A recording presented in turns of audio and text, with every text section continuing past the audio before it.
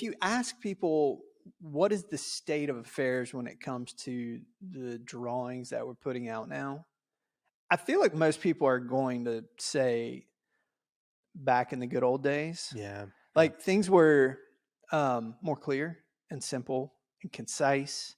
They knew how to like isolate a scenario, use opposite hand well, similar well, not as a cop out, but well, and convey intent, right? Because I'm not asking for a set of documents that have like every last nut and bolt on them. Sometimes you don't really need it. You don't. You don't. You don't Yeah. need that. And I mean, I've seen good modeling practices, maybe on the structural design end that, you know, you're conveying the intent of maybe a connection. Like you are saying, I want this connection here. So you isolate and model that connection through so that you know what's going on all around that.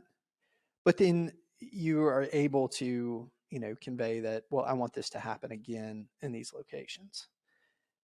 People have done that well for a long time. There's something about the rush nature of how we're kicking drawings out that is, I think, really harming the industry.